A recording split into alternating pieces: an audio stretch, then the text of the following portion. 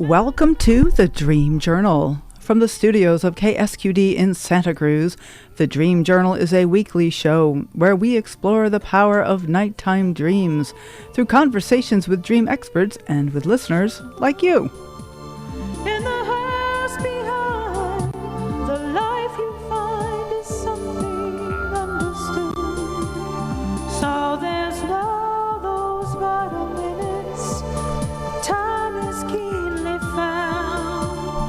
We are not alone, water over stone, even if you're A dream can be meaningful, even if you don't know what it means. Today's music is called The Cathedral Sleeps.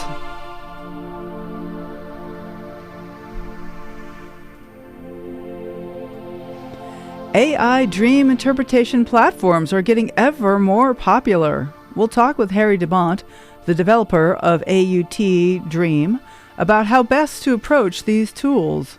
We'll also talk about his views of the purpose of dreams and how we might best assist their nightly work. And we'll touch in on how AI relates to an emerging collective awareness. I am your host, Catherine Bell of Experiential Dreamwork, and welcome to the Dream Journal. So welcome, Harry de Bont. How are you doing today? I'm doing great. Good. Catherine, thank you for having me. Wonderful. Calling from the Netherlands. Spent some time with Harry at the recent IASD conference a little over a year ago. In the Netherlands. So thanks so much for being on the show. Yeah, my pleasure. Harry de Bont is an electrical engineer, so another science background like me, and he is a dream researcher who bridges psychology, physics, and consciousness studies. He developed the Anthropic Universe Theory, describing dreaming as the mind's nightly realignment between body, world, and society. His work explores how emotion and intuition arise from the same patterns of balance that shape both the landscape of our dreams and the physical world. And you can find Harry at monadcompany.nl, M-O-N-A-D, company.nl for the Netherlands. So Harry, so good to have you on the show. So Anthropic Universe Theory, the AUT-Dream of your AI interpreter, is that right? Yes, correct. Yeah. Okay, so tell me just a little preview. What is the Anthropic Universe Theory? Right. So, yeah, that's sort of a journey of mine to understand how my mind works and then generalize it for everybody to read. And it's sort of based on the fact that we all view the world through a particular lens, which I call the observer stack. That is like a map of how awareness forms. So it shows us where our experience lands and how it is interacting with other memories and interactions of perception. So what the point is that we can never see reality itself, but always have that lens on, whether we do science, art, or daily chit-chat. That we always see it from the human perspective, the anthropic perspective. Is that the idea? Right. Yeah, that's the idea. Well, it's true enough. I mean, we only get to see through a little glimpse, the little windows of our senses. Right. So, okay. Oh, wonderful. So Anthropic, the Universe Theory. So you have developed this AI dream interpreter called AUT Dreams. Is that how would one access this interpreter?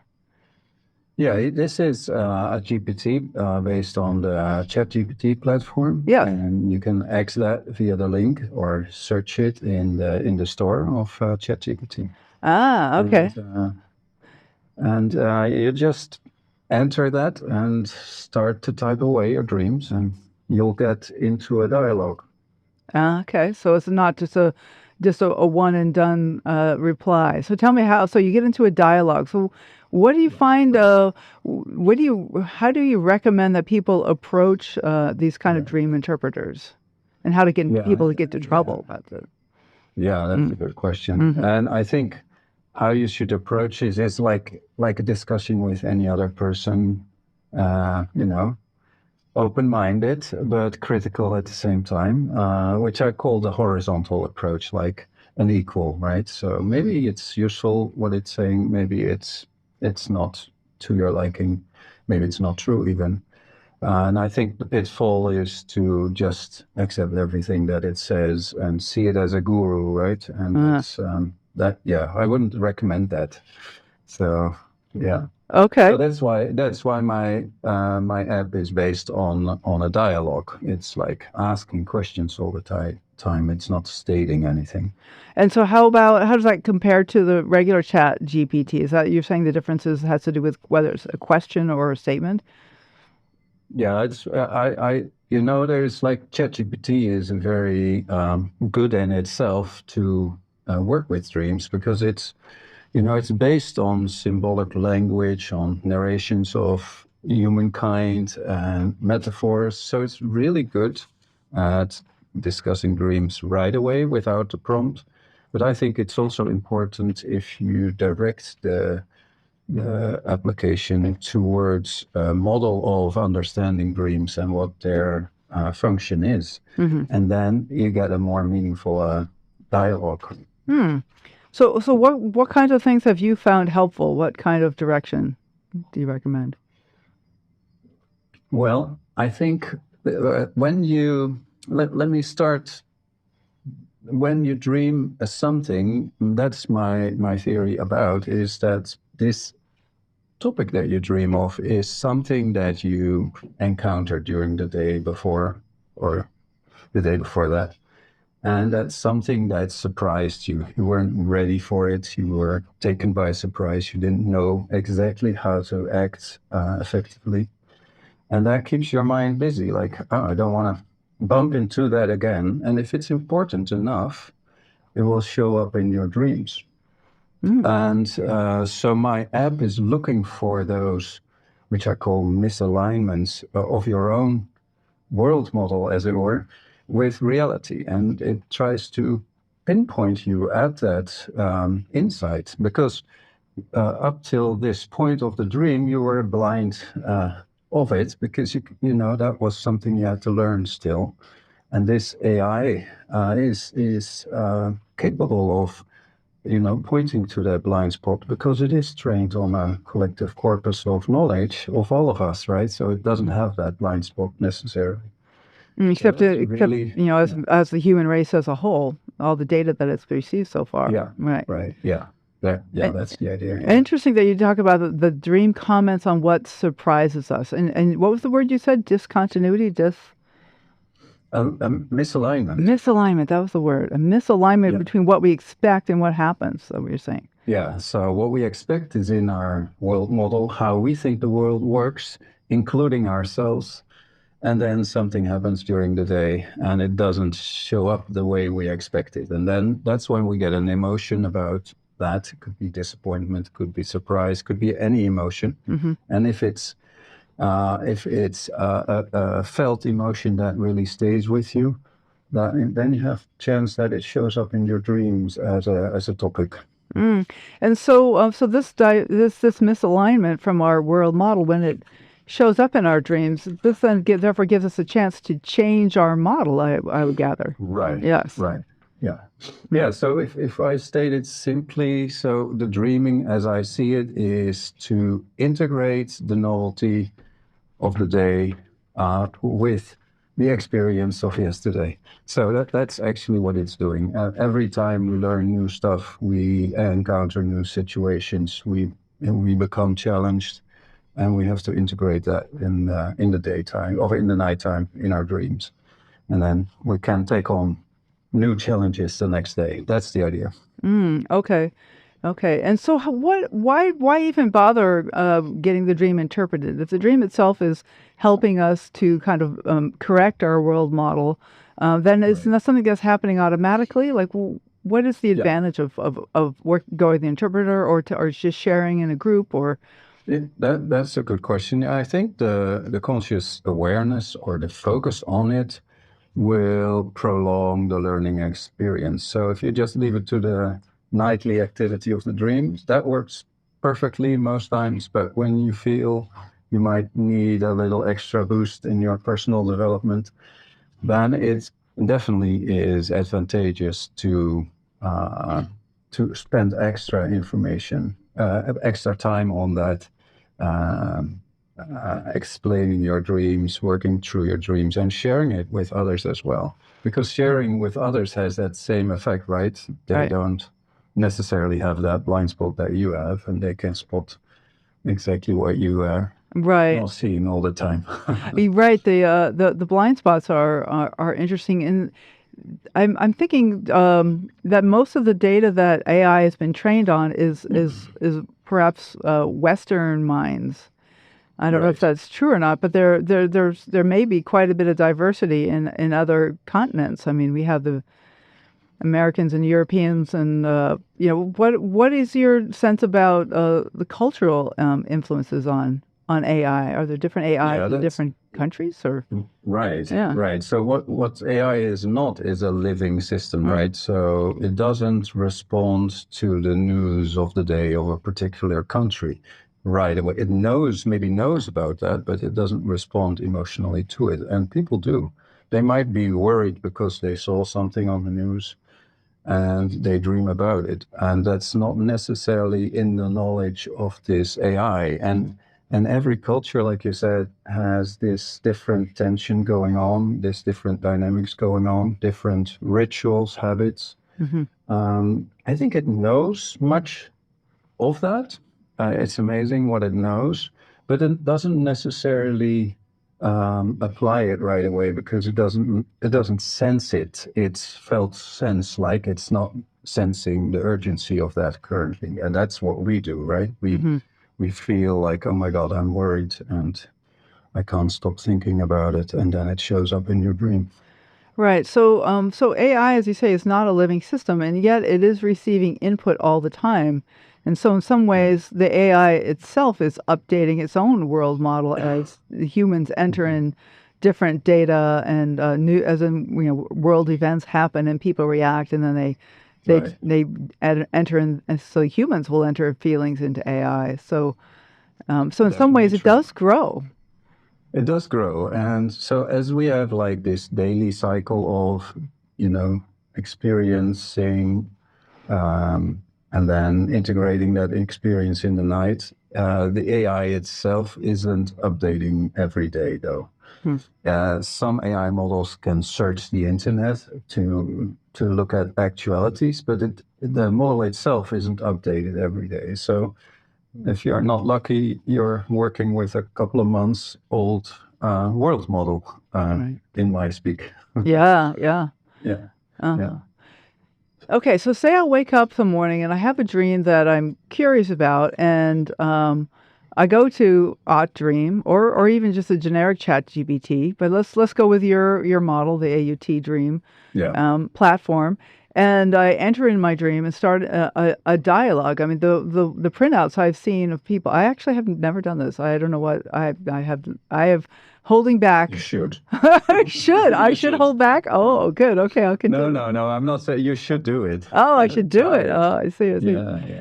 Well, I did. I can't say. I guess I can't say never because I did one time enter in a dream while I was on a meeting with you actually for the Oh, IASD yeah. because you're helping to develop some of the IASD standards around these AI platforms.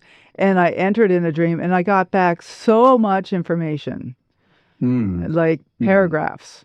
And That's the difficulty, right? You have to really sit and take time. It's not something you can digest in 2 minutes. uh, That's true. I can't just tell Yeah. me what the highlights are. It's up to me to decide what the highlights are.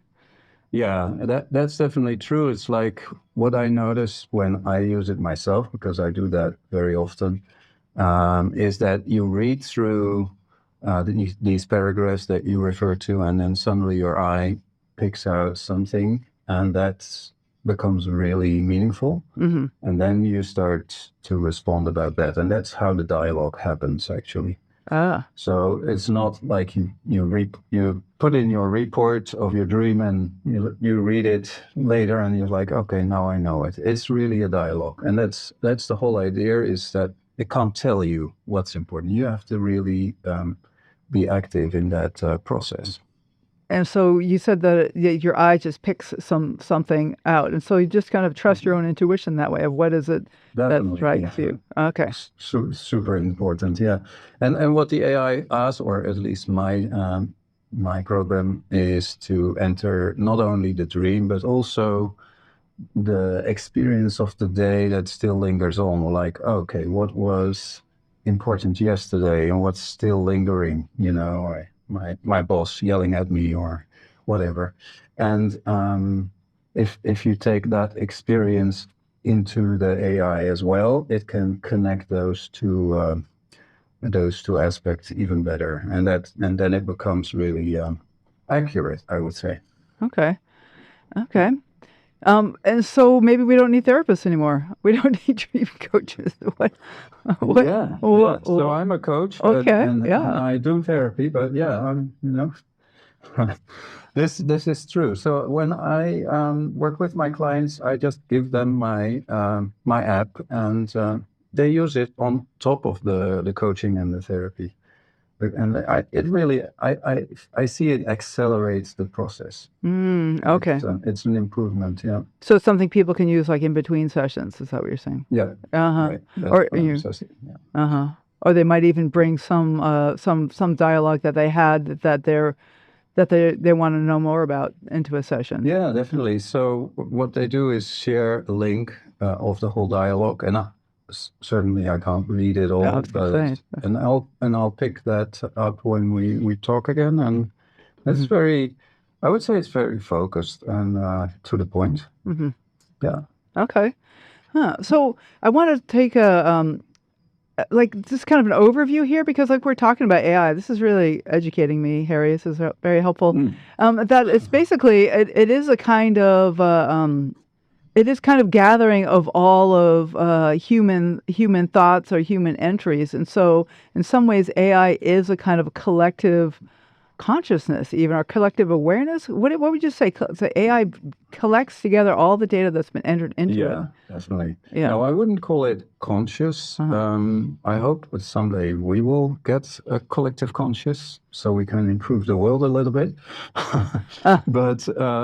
But it's definitely gathering collective knowledge for sure, and more than that, also the dynamics that are ongoing. It has some prediction quality about what happens if this is the case and what happens if that is the case. It's not just knowledge, it's active knowledge. It can apply this into predictions, and it is, I wouldn't say it's a consciousness itself, but it can definitely help us to become more conscious about our species. What are we doing as a whole, I think, because this is I see it, an AI is, especially how it is currently, really knowledgeable and it's available to everybody. So this is a unique opportunity to improve and inform yourself better on any topic that is of your interest, not just dreams.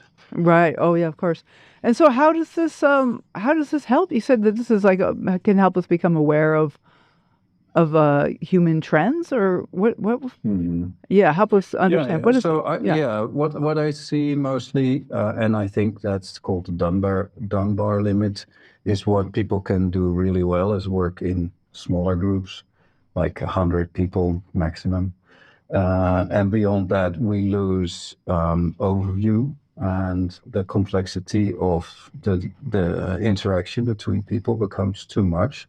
So we start to look up to a leader to make decisions for us, and well, we know how that goes often. And I believe that's not the way we should organize ourselves. I think we should grow a more organic collective with each other, and that is it's almost sci-fi. Of course, we're definitely not there, but I think AI can help with that. So what do you have? What in what way? Let's say, well, I'm curious to hear more about that because we are definitely groups of more than 100 going on right here on this planet. Say what? We definitely have groups of more than 100 going on this planet. Oh yeah. Yeah, definitely.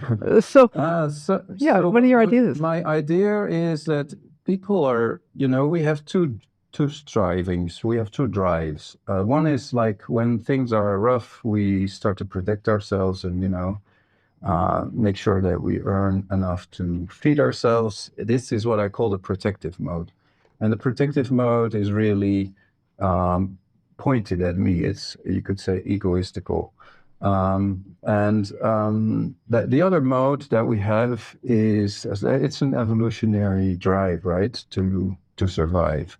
And the other one is to improve the species, because there is competition ongoing between species all the time. So you don't want to just survive the day, but you also want to be better at competition in the future. And that second drive is when people are expressing their talent, their creativity, and they only do that in their specific field of interest. And I think society currently isn't pointing at that. It's more must-dos, and it's more in the protective mode, as it were. And I would like to see a future where we can have smaller groups of people with the same interest join and create something that is really good for themselves, but also for their neighbors and people around them. And then if everybody does that, you can imagine that these groups start to add up and make something of a synthesis there. And I think that is a really complex dynamics where AI could help, like figure out, hey, this group learned something awesome. You should know about this. And we can't do that. We don't have that overview. We don't have that insight in that complexity. And I think that's a beautiful role for AI. If we see a brighter future for AI, that is what I'd like to see. So it would help share information between different groups. Like this worked really well for this group. Maybe you want to try it in Yeah. another place. Yeah, like that learning journey I was talking about, when you do that in groups, and that groups is sort of something where you feel at home, where you feel safe, where you feel taken care of, and you're doing your interest as well, like we are doing that at the ISD with Dreams. Yep. And then if you have more groups like that interact and help each other over domains, that would be awesome. Right. Well, that's one thing you talked about, these groups of 100, and the sort of the ideal of what the cyber age, or whatever you want to call it, is that we could really then connect with 100 people in the country and the planet that have similar interests to you, and Right. kind of catalyze each other. Right. Right. But then there'd be overlapping groups, because people would be members of different groups. So you're interested in dreams, and also maybe in Yes, cooking, you and can maybe have multiple groups. Yeah. Wouldn't that be amazing? yeah. Right. Yeah. And so how to promote communication between these groups and spread of I think information. AI could be doing that instead of trying to capitalize on the money. Right. Well, and, yeah. and focus on the anthropic use, right? But then what would that look like? Would it look like AI telling me that I should try this thing that somebody else found helpful, and maybe it did, maybe it didn't. I don't know if I would like want to obey that. It sounds a little No, suspicious, right? it has to. Well, there goes my theory again. It has to has to go in alignment with your own goals, right? So I you see. want something really nice or really beautiful, but you're not there yet. You have this challenge, and another group found something, maybe a solution or a step up to a solution, and that's the idea there. Okay. Interesting. And so what would it take for that to happen? Like, how would the structure of AI need to change, or would people need to, I mean, like, I know I've heard people talk about like going to Chat GPT to find out how to promote their business, and then they get like a whole bunch of Right. things about, posting on Yeah. social media, or whatever suggestions. Right. Yeah, but the problem I have with that is still usually that is still the protective mode, right? It's still about them. And Well, but you got to usually survive. those- We're a money-based society. Right. We Yeah, are. yeah. So I said, it is sort of a science fiction. We're definitely not there yet, and we need society to change for that as well. But I think we can do that not by using AI in the first place, but group together as a grassroots movement, and start that just to do that. Okay. Well, this is interesting. I actually I have a question here from Max. I don't usually take questions in the first half, but he's giving me Google eyes, and so. Hi, Harry. Hi, Max. Okay. So my question is about what you said about AI not being live Yeah. or living. So does it still form some sort of picture or idea of your dream, model of your dream in its own, whatever it is, to refer you to? So let me understand you rightly. What you're saying is, does it make a picture of your dream? Is that what you're saying? Not a picture, but it doesn't have an idea of your dream. Does it have a model of your dream that forms from your intelligence? Maybe that's getting really technical, but it has this hyperdimensional vector space where everything it's called tokens. So bits of meaning for the AI, right? So as like we use words, and AI use tokens, and they are all connected with relationship to other tokens that are meaningful in the mind of the AI. And when you bring your dream report to this AI, it starts to recognize its own combinations of tokens with your symbolism of the dream.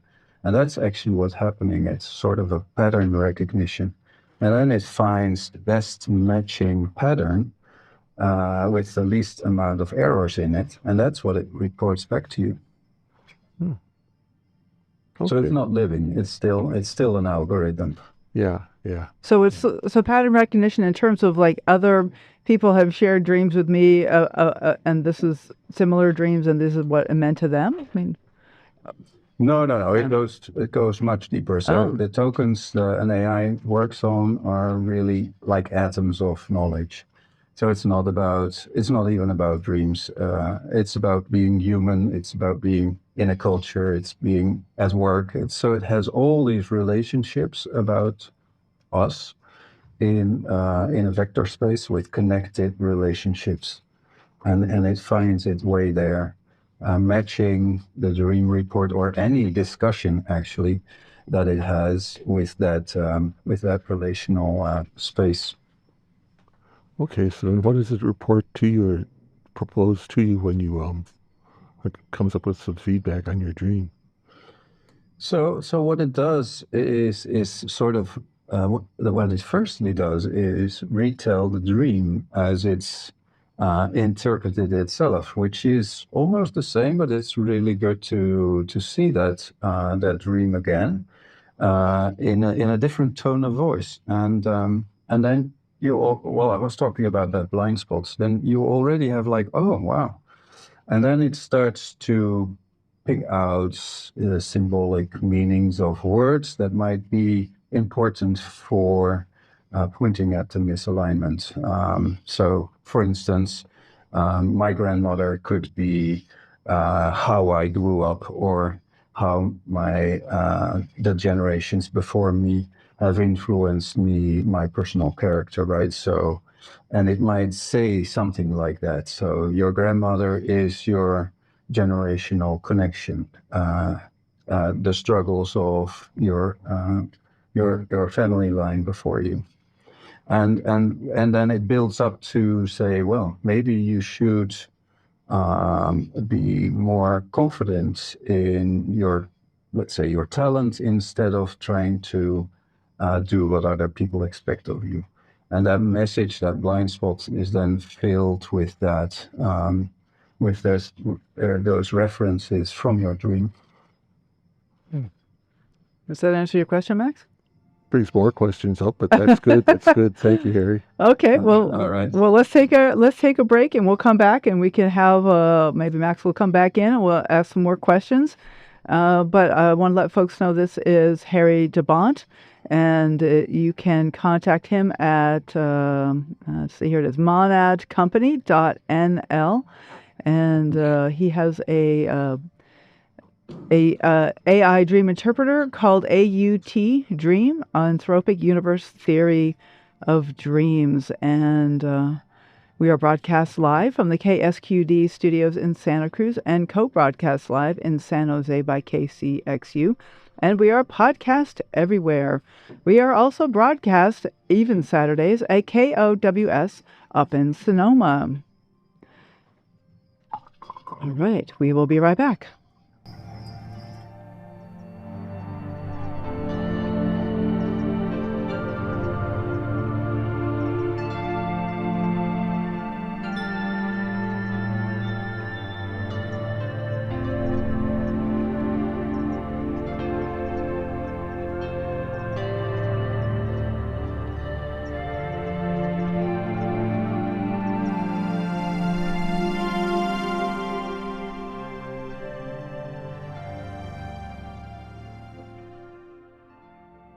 You are listening to the Dream Journal, and I am Catherine Bell of Experiential Dream Work. I'd like to send out a special welcome to our far-flung listeners. We have them all over the Bay Area. We also have several Canadian listeners right now, British Columbia, Ontario, another on Toronto, Ontario as well, and Quebec. Plus we have Nashville, Tennessee, Allentown, Pennsylvania, and New York, New York. So glad to have you listening in. And the truth is that people all over the world are interested in their dreams. And if you want to help us nudge that algorithm to spread that interest in dreaming, please follow the Dream Journal on your favorite podcast app. You can also leave us a rating or a review, but most importantly, tell your friends. You can talk about the Dream Journal or just perhaps that you're interested in your dreams. Our mission is to get people talking about dreams with each other. Perhaps with an AI, if that's what your cup of tea is. You can follow the Dream Journal on Facebook, Instagram, and LinkedIn at Experiential Dreamwork, and or else hashtag the Dream Journal. Please contact me if you'd like to be a guest on the show to talk about a new book or to let folks know about your dream-related offerings. Next week, tune in to meet Sarah Sadie, a Jungian analyst who studies the transformative potential of group dream work. And before we get back to Harry de Bont, I'd like to tell you about a class called Social Justice Dreaming, Intuitive Activism for Challenging Times, taught by Katrina Dreamer. The class teaches how to weave together dreaming and intuitive skills and helps you learn to apply them to activist practices to keep you from descending into despair. Starting November 7th, there will be 3 live events as well as online forums and weekly journaling prompts. Check it out at a link that'll be on my webpage. It's called Intuitive Activism for Challenging Times. And of course, another way to participate is to go to one of the marches today, October 18th. Today's guest is Harry de Bont, and we're talking about AI and collective dreaming, collective consciousness, possibly even collective awareness. And so, Harry, where do you want to focus the start of our conversation in the second half here? So, yeah, I really would inspire people to try this out, because I think working with dreams has never been so easy as it is now. Just pick one of those apps and start experimenting, I would say. And my own experience is that it really enhances your insight in yourself, and then you become a more effective and a better person if you keep doing that. It's not just a one-day off event, of course. So I would like to inspire people to do that. Okay. Well, I was thinking about this, like, what is my resistance? I mean, there's the obvious sci-fi kind of catastrophe stories that come to mind. Right. But then there's also the fact that sitting at my computer and chatting and typing and looking at a screen is not my favorite way to do dream work. I must say, I do like the human touch. So Yes. I don't know. Suppose people have programmed like Chat GPT with a happy face yet, and some smiling robot. Yeah, yeah, yeah.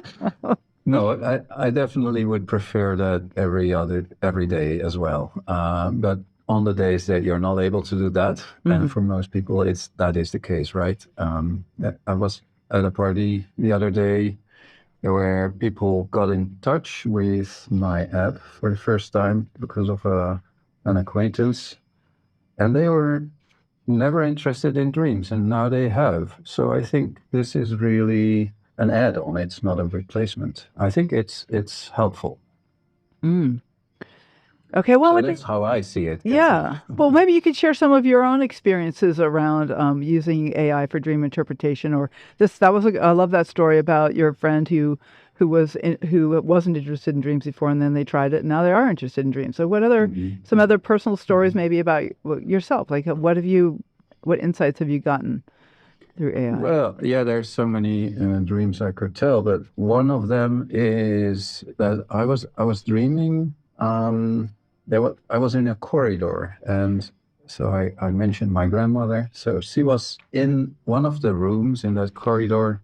There was like an old coffee grinder with that really familiar smell of coffee for me, which always was there in her house.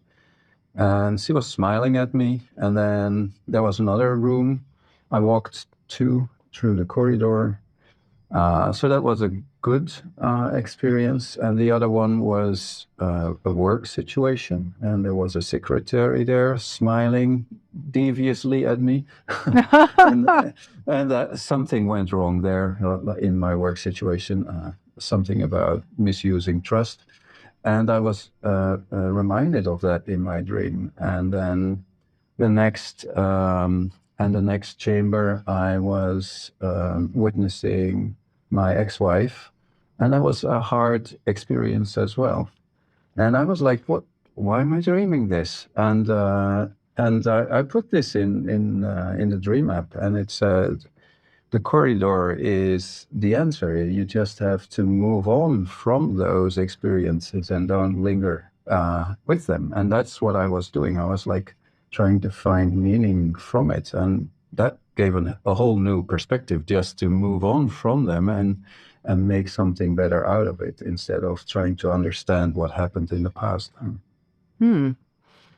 And that's something that that would have been a blind spot for you. You wouldn't have thought of that. Yeah, that was definitely a blind spot. I was like, what? I was like focused on what do these things have to do with each other? What's the connection there? And that was definitely a blind spot. And tell me again what the AI said to you about that. It said the dream is more about the corridor than about the rooms. Instead, it's about moving on. Okay. Yeah. Oh, interesting. So it kind of zoomed you out rather than focusing in on the individual rooms to look Exactly. at. Yeah. So it was looking for my blind spot, and apparently that was it, because I recognized it right away when I read that. I'm like, oh, that's it. Okay. And of course, that dreamer's aha is still something that's incredibly valuable, maybe probably more than ever when you're doing the working with an AI. It's to trusting your own intuition, your own like, oh yeah, that's it. Because That's it. right. They could Yes. spew a whole bunch of stuff about things, but what's important is what resonates. That's true. And I would always suggest that you keep in charge there and follow your own intuition and feeling and say, well, that's not it when you don't recognize it. Just be stubborn. That's definitely important. You shouldn't be enslaved by the AI, Catherine, when you try it for the first time. Okay. Yeah, well, I realize just as a coach, how incredibly important it is to phrase what I say to my dream people. And so I appreciate that your AUT-Dream AI phrases things in terms of a question, because it seems subtle and yet it makes a big difference versus this dream is obviously about the corridor, not the individual rooms, rather than could it be that the corridor is what's important here. Like it's subtle, and yet it is a very important difference. It is. And the tone makes the music, right? And you can pick out whatever you want instead of this is it. Yeah, Yeah. the tone makes the music. That's cute. I haven't heard that. Yeah. So, okay, I want to share an experience. I have, as I said, very little experience with AI, but I was at a local festival not that long ago. It was just a fundraiser kind of thing with booths standing around outside with people. And one woman I just met said, "Oh, my friend uses AI all the time." And then pretty soon the friend walked up, and I started chatting with her. And I'm like, "Well, what kind of questions do you talk to AI?" And I was really struck. She kept saying he would say this, talking about the AI, talking about Oh yeah. he and this and Yeah. that. Yeah. Yeah. And I and like I started to I think I asked something very direct, like, "Do you have a personal relationship with your AI?" And she totally blushed and started stammering. And Mm. it was like it was very telling. It was like, wow, Yeah. there's like a real emotional connection there.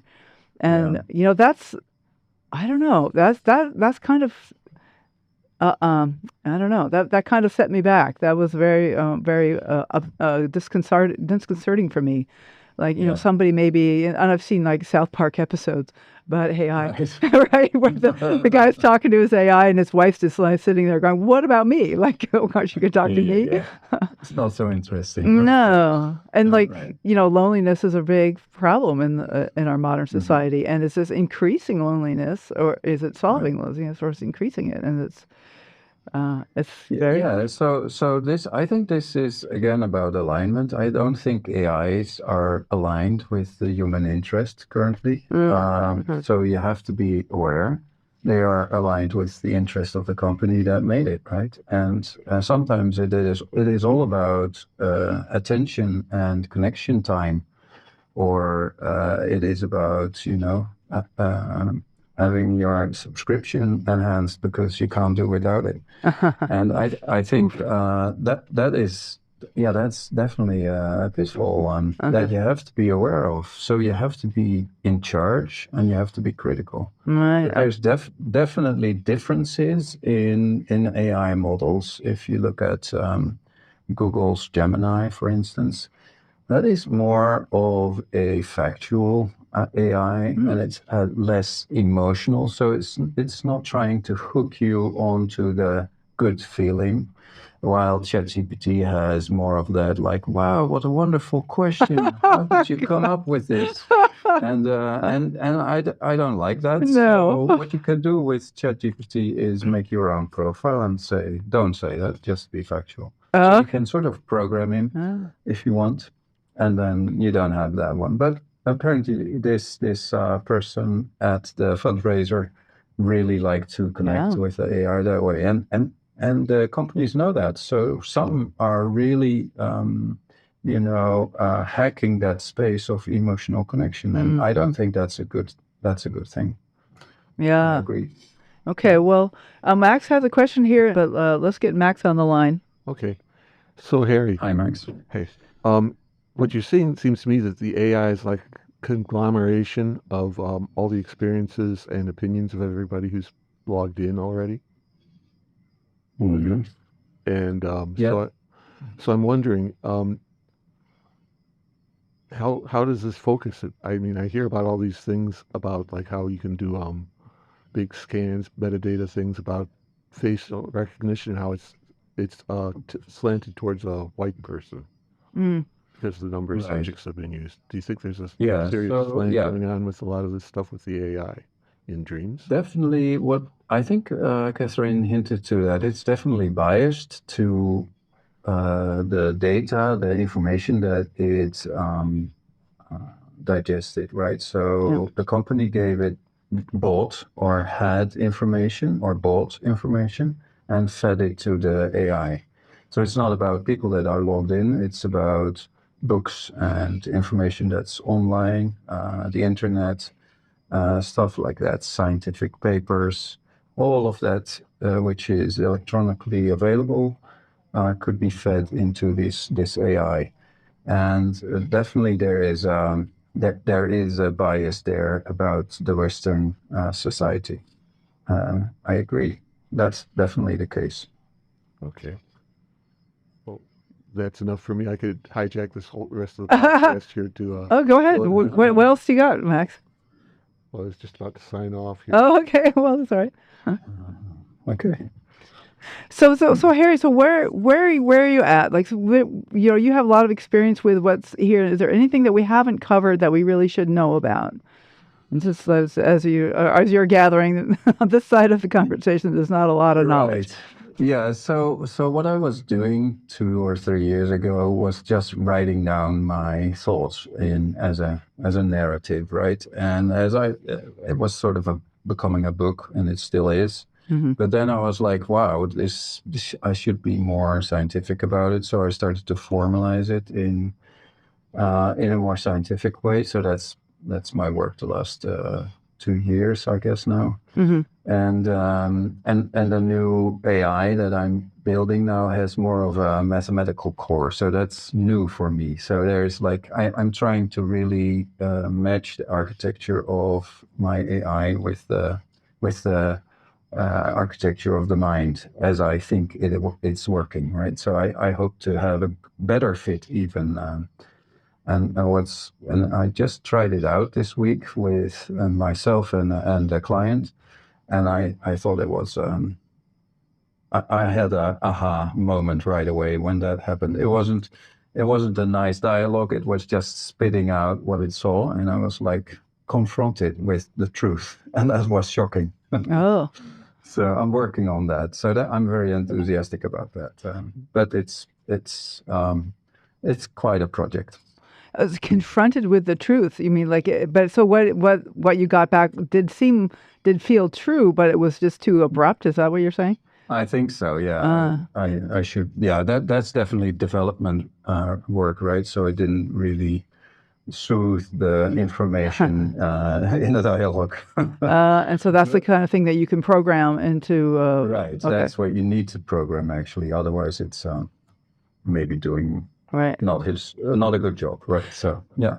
Right. Well, it's interesting that you and I were on this IASD task force recently about using IA for dream interpretation, and we basically came up with that AI should fulfill all aspects of the IASC ethics statement, which we already have developed years ago, decades ago, really. And that things like where the dreamer is their own authority, and the dreamer should have full freedom to stop sharing when they want to, and that we ended up basically recreating the ethics statement that we already have in place for human to human dream sharing. So that's really reassuring that our ethics statement is pretty complete, and maybe that is something, since it's something that's published and it's been online for a long time, that other applications with AI could look at this, because it applies to all kinds of sharing, not just around dreams. That's true. But I think there's a difference, and Max's question pointed to this already. It's like this huge information that it has, so it sounds like an expert all the time. So when I talk with a person, I know this person has a limit to its knowledge, right? Right. And the AI seems to be all knowing all the time, and that's really the pitfall. So I think you should like really state clearly that you have to keep in charge yourself all the time, because it's easy just to give up thinking like, okay, and become lazy and think, oh, it must be true. That system tells me it is true. Right. And I think that's different from the ethics statement that you should, how you should have a dream worker-dreamer relationship. Because that that you're people and you're fallible. Yeah. But this is a different bias, right? You expected the AI to know everything, and I think that's a pitfall in itself. Okay. I love that. So what's in the future? You said a little bit about a book you're working on, and do you have any? And you talked a little bit about the new interpreter that you're working on. Anything else you want to share with our listeners? Good question. So I'm using my Anthropic Universe Theory in my dream app, but currently also developing coaching methods with it. And that's exciting to do as well. So I use the same model for coaching, making people more aware of their own perception and blind spots, and how the dynamics work.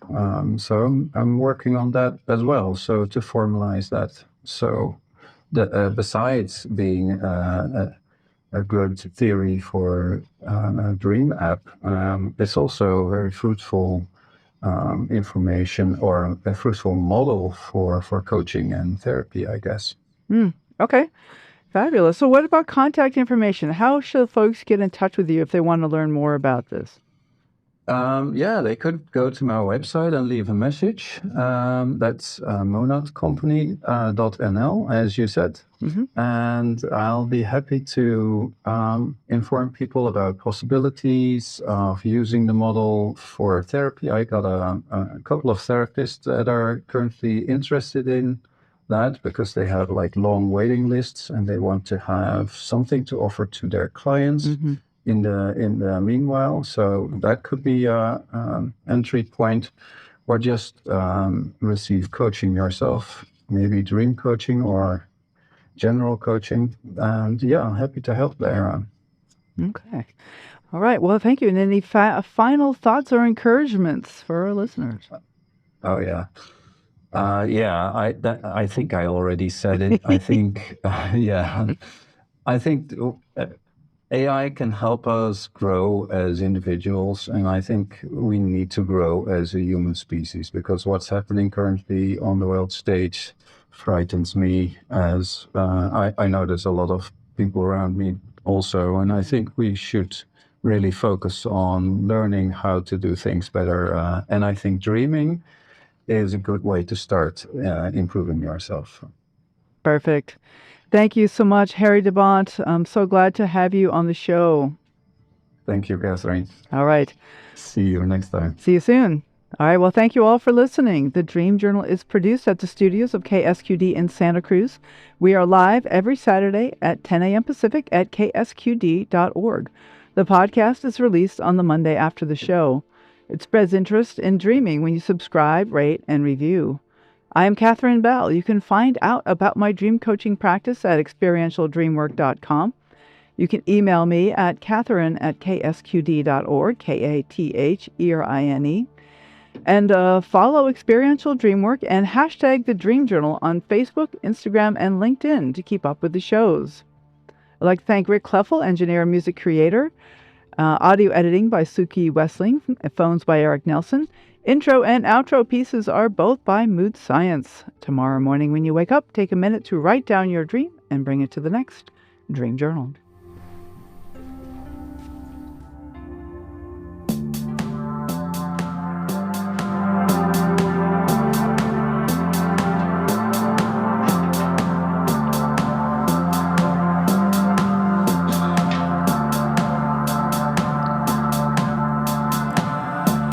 Know that you might be the target.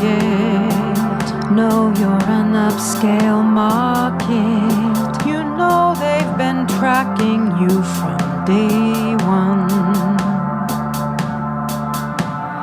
Beware of the face that's familiar. It might be the face of your killer. Most people are shot by someone they know.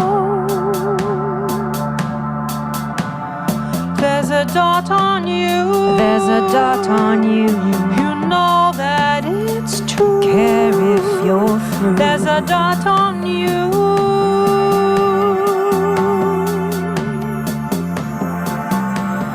There's a dot on you. There's a dot on you.